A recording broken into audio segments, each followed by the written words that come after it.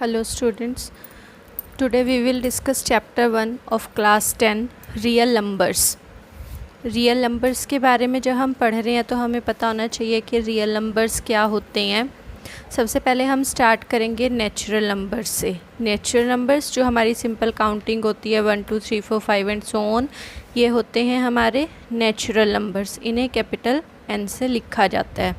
इसके बाद नेक्स्ट आते हैं होल नंबर्स. होल नंबर्स क्या होते हैं? जब हम नेचुरल नंबर्स में ज़ीरो भी ऐड कर देते हैं, ज़ीरो से जब स्टार्ट करते हैं 0 1 2 3 4 एंड सो ऑन, तब ये बन जाते हैं हमारे होल नंबर्स.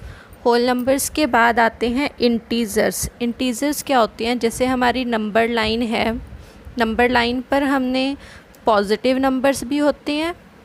ये हमारी नंबर लाइन है, यहाँ ज़ीरो है, यहाँ हमारे ये पॉजिटिव नंबर्स होते हैं एंड सो ऑन, और इधर हमारे नेगेटिव नंबर्स होते हैं.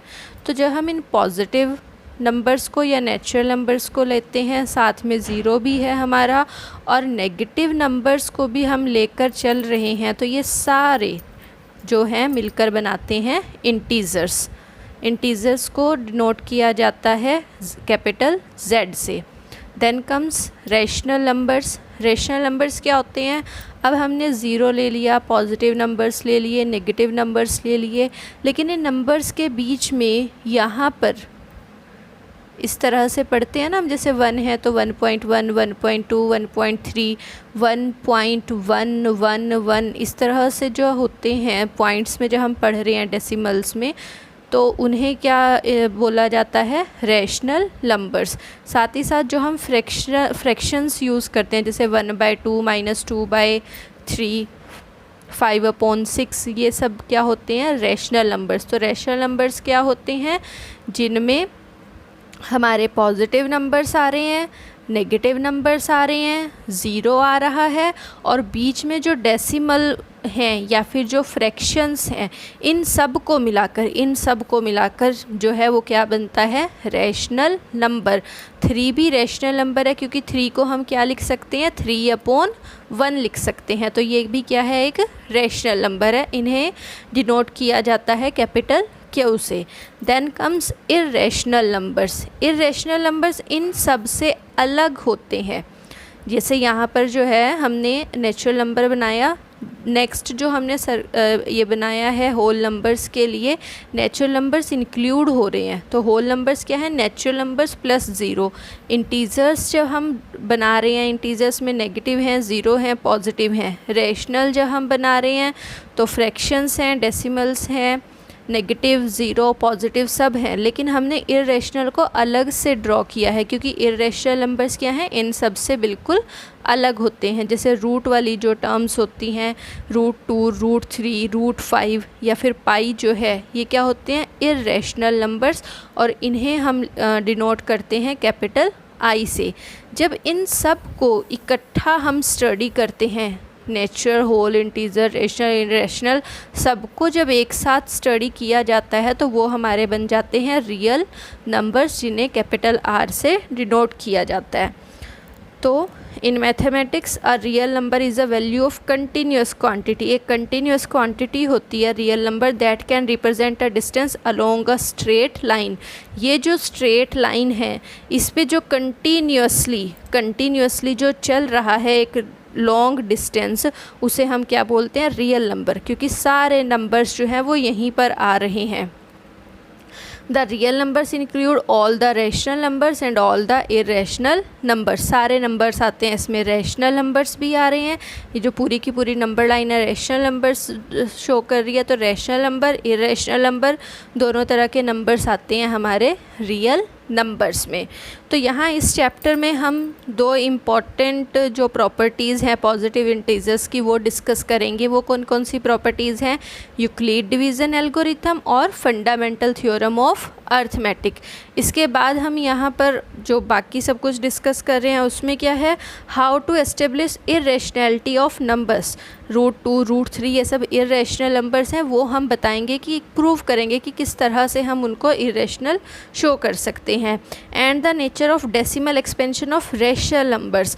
रैशनल नंबर्स की जो डेसिमल एक्सपेंशन है, जैसे 1/2 है, जब इसको डेसिमल में एक्सटेंड करते हैं, या फिर 2/3 है जब इसको एक्सपेंड करते हैं हम, तो वहाँ पर वो डेसिमल एक्सपेंशन की क्या नेचर है उसके बारे में हम यहाँ पर स्टडी करेंगे। जब हम डेसिमल एक्सपेंशन करते हैं रेशनल नंबर्स की, तो यहाँ पर हमारे पास 2 तरह की प्रॉपर्टीज़ आती हैं उसकी। वो कौन कौन सी हैं? Terminating and non terminating.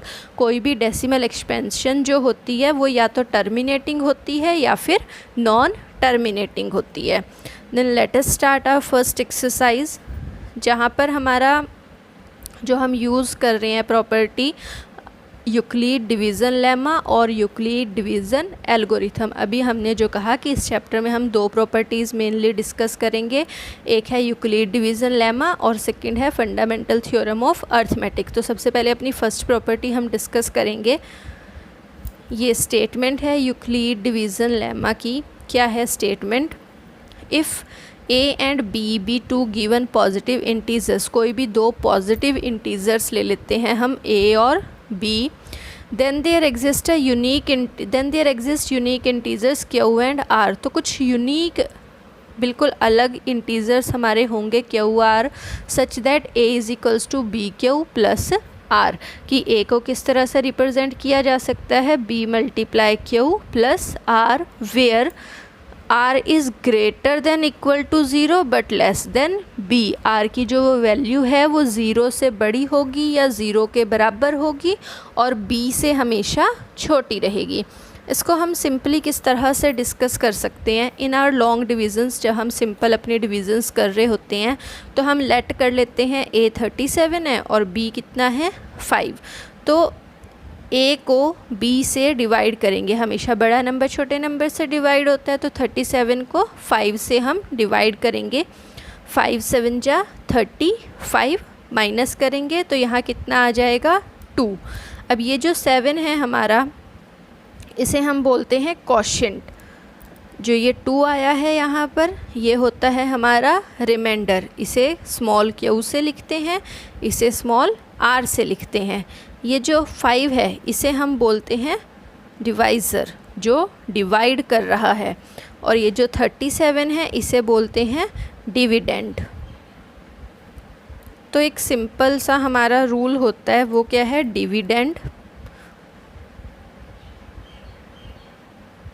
Is equals to divisor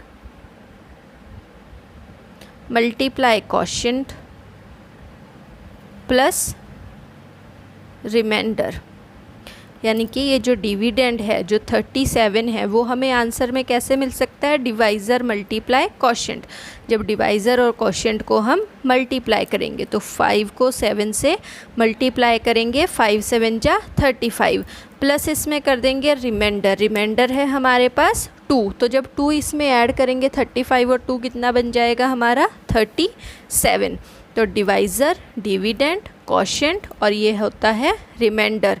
तो यहाँ पर हमें इम्पॉर्टेंट ये याद रखना है that dividend is equals to divisor into quotient plus remainder. इसी के बेसिस पे जो है हमारा डिवीज़न लेमा है, ये वैल्यू है हमारी a, 5 है हमारा b। तो हमने a और b लिए थे, a एंड b। q कितना आया है 7, तो ये 7 क्या है q, और r क्या है हमारे पास 2। तो सेम बन जाएगा a is equals to b multiply q plus r। तो यही हमारा यूक्लिड डिवीज़न लेमा या फिर यूक्लिड डिवीज़न एल्गोरिथम है। Here q and r are unique, ये यूनिक वैल्यूज़ होती हैं। अब यहाँ पर यूक्लिड डिवीज़न जो है इसे लेमा भी कहा जाता है और एल्गोरिथम भी कहा जाता है। तो ऐसा क्यों है कि लेमा और एल्गोरिथम दोनों बोल रहे हैं हम इसे? It is a kind of theorem, एक तरह की थ्योरम है ये। हम यहाँ पर इसे प्रूव कर सकते हैं, थ्योरम है, इस वजह से ये क्या कहलाती है? लेमा। और साथ ही साथ एल्गोरिदम क्यों बोलते हैं इसे? क्योंकि हम अपनी मैथमेटिकल प्रॉब्लम्स को सॉल्व करने के लिए इसे यूज़ करते हैं। यूज़ कर रहे हैं मैथमेटिकल प्रॉब्लम्स को सॉल्व करने के लिए, इसलिए इसे क्या कहा जाता है, एल्गोरिथम। और क्योंकि ये एक थ्योरम है इसलिए इसे क्या कहा जाता है, लेमा।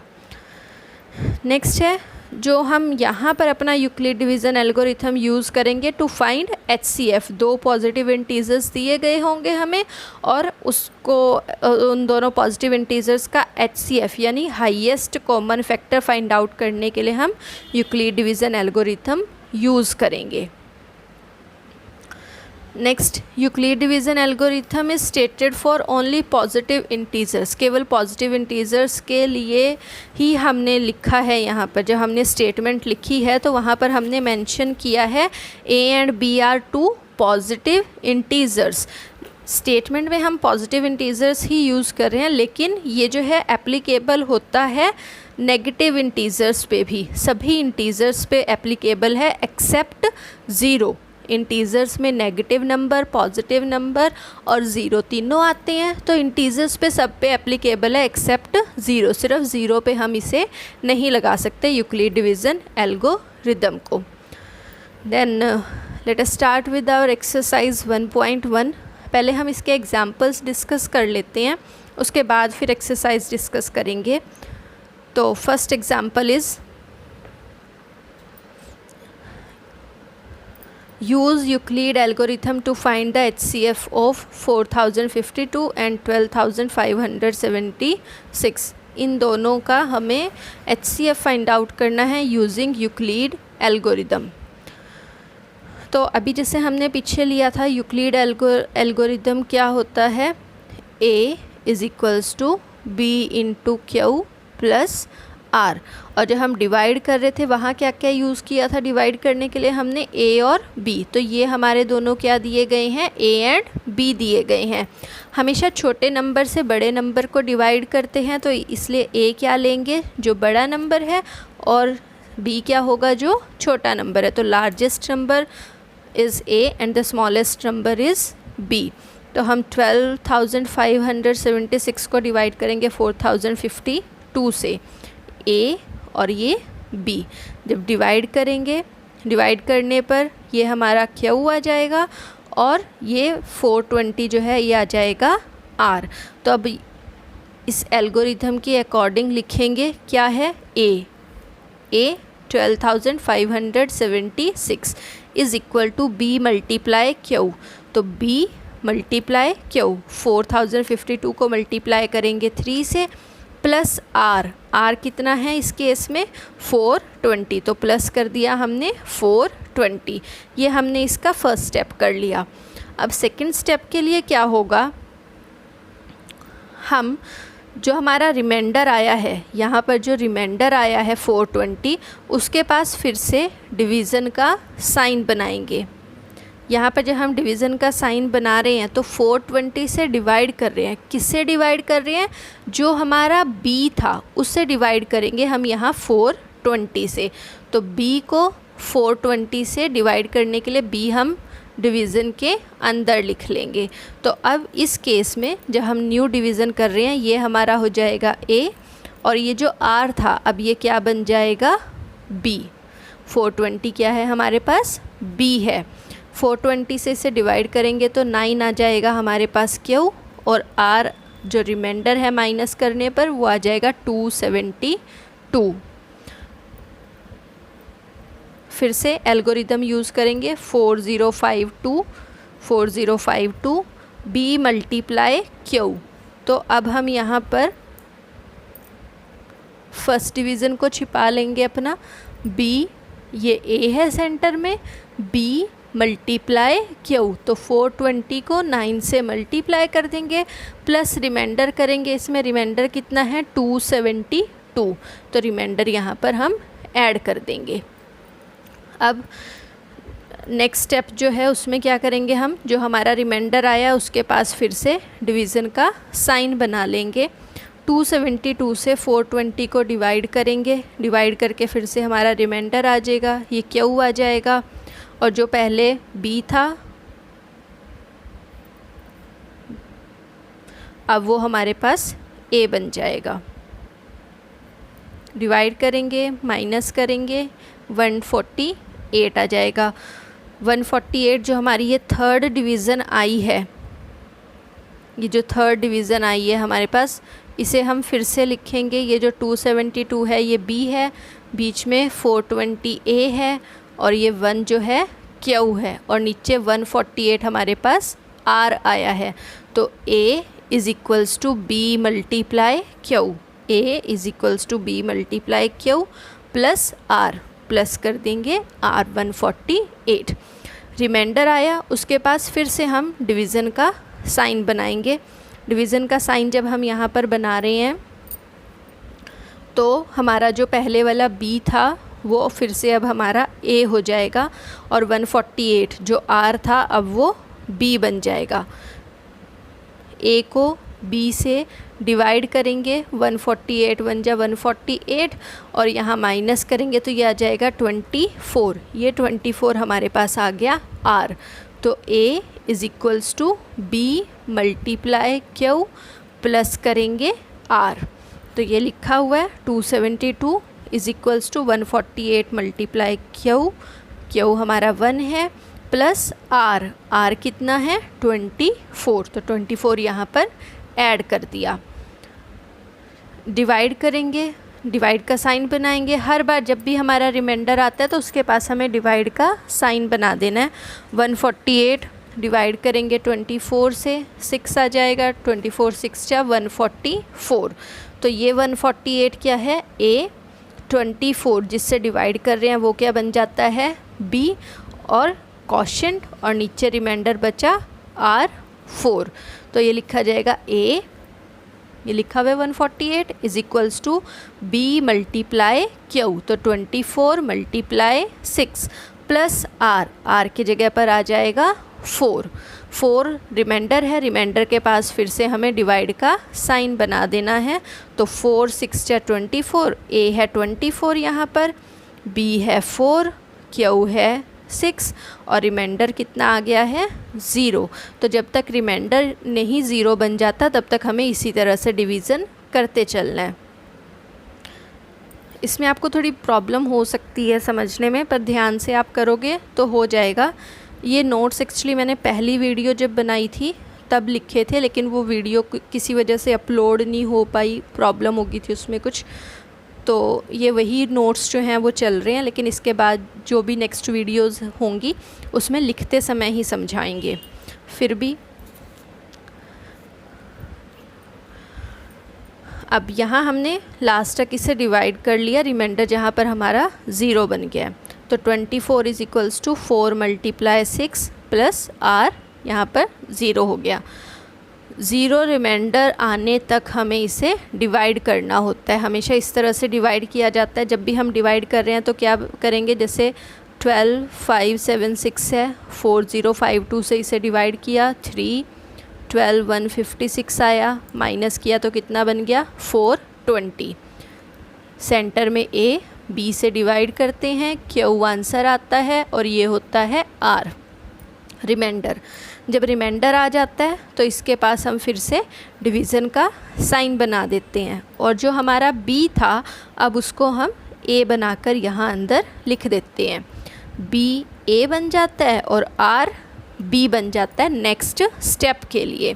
तो फिर से डिवाइड करेंगे, इसे 420 से डिवाइड करेंगे, 9 3 8 8 0 272। तो हम ये पहले वाली डिवीज़न नहीं देखेंगे, अब हम सिर्फ अपनी सेकंड डिवीज़न देखेंगे। सेकंड डिवीज़न के लिए 4052 इज़ इक्वल, यहाँ डिवाइड किया 9 आ गया, ये 9 हमारा Q है और ये जो नीचे रिमाइंडर आ रहा है ये R है। इस R के पास फिर से डिवीज़न का साइन बना देंगे तो R अब B बन जाएगा और जो पहले B था वो 420 अब हमारा A बन जाएगा। तो हमें सिंपली ये याद रखना है कि लास्ट स्टेप में R जो है वो नेक्स्ट स्टेप में B बन जाता है और लास्ट स्टेप का जो B होता है वो नेक्स्ट स्टेप के लिए A बन जाता है। इस तरह से हमें ये डिवीज़न करनी है। अब नेक्स्ट जो हमारा फाइनल स्टेप है, हमें यहाँ क्वेश्चन में HCF फाइंड आउट करने के लिए कहा था। तो HCF क्या होता है, दोनों A और B जो नंबर्स दिए गए हैं उनका HCF क्या होता है। सबसे लास्ट में हमने जिस नंबर से डिवाइड किया, तो सबसे लास्ट में हमने किससे डिवाइड किया है, 4 से। तो ये जो 4 है ये हमारा क्या है, इन दोनों नंबर्स का HCF है। तो HCF of A and B is equals to 4। Next example,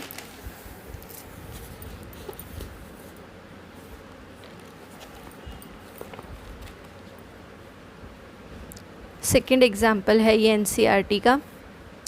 show that every positive even integer, even numbers क्या होते हैं, विच आर डिविजिबल बाय 2, जो नंबर 2 से डिवाइड हो जाते हैं उन्हें हम बोलते हैं इवन इंटीजर्स।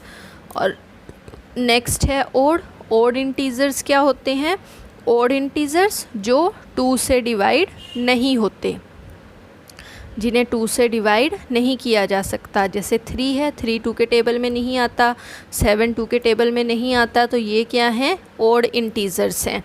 और इवन इंटीजर्स जो 2 के टेबल में होते हैं, जैसे 2 4 6 8 12 14 24, ये सब 2 के टेबल में आते हैं, तो इन्हें हम क्या बोलते हैं, इवन इंटीजर्स।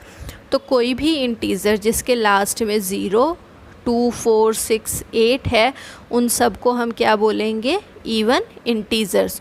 और अगर यूनिट प्लेस डिजिट इनमें से कोई भी नहीं है तो हम उसे क्या बोलेंगे, ओड इंटीजर। तो हमें यहाँ पर कहा गया है show that every positive even integer is of the form 2Q, हर एक पॉजिटिव इंटीजर, इवन इंटीजर जो है वो 2Q की फॉर्म का होता है, और ऑड इंटीजर जो है वो 2Q + 1 के फॉर्म का होता है। तो हम इन क्वेश्चंस को यूक्लिड डिवीज़न लेमा यूज़ करके सॉल्व करेंगे। लिखना स्टार्ट करेंगे। We know that by Euclid division lemma, Euclid division lemma क्या होता है, A = BQ + R। ये हमें स्टेटमेंट लर्न कर लेनी है, that A = BQ + R where R is greater than equals to 0 but less than B। यहाँ तक हमें ये याद रखना है, हर एक क्वेश्चन में ऐसे ही लिखा जाएगा। Let for any positive integer A, हमारा A कोई भी इंटीज़र है, वहाँ उसके लिए हम B और R लेकर चलेंगे। B क्या होता है, जो यहाँ Q के साथ में दिया गया है। जैसे Q के साथ में 2 लिखा हुआ है, तो 2 क्या है, हमारा B है, क्योंकि हमारी जो स्टेटमेंट है उसके अकॉर्डिंग Q के साथ क्या होता है, B, और यहाँ Q के साथ कितना है, 2, तो इसलिए B की वैल्यू कितनी है, 2। Let for any positive integer A, B = 2। कोई भी A इंटीजर के लिए B क्या है, हमारे पास 2 है। R की वैल्यू जो है उसमें हमारे पास कंडीशन है, it is equal to 0 greater than 0। तो R की वैल्यूज़ हम 0 से लिखना स्टार्ट करेंगे, 0 1, but less than B, B 2 है, तो 2 से छोटा होना चाहिए। ये 2 से छोटी वैल्यू कितनी होती है, 1। तो R की 2 वैल्यूज़ हैं हमारे पास, 0 एंड 1। B की ये वैल्यू और R की ये दोनों वैल्यूज़ हम इस लेमा में यहाँ पर पुट करेंगे। तो A की वैल्यू क्या बन जाएगी, A = B की जगह पर 2, Q + R, R की जगह पर क्या लिख देंगे, 0। सेकंड, अभी सेकंड वैल्यू बची हुई है R की, फिर से क्या लिखेंगे, और A = B की जगह पर 2, Q + R की जगह पर कितना आ जाएगा, 1। तो B की जगह पर 2 लिख देंगे और R की वैल्यू 0 और 1 पुट कर देंगे, और दोनों A की वैल्यूज़ के बीच में और हम लिख देंगे।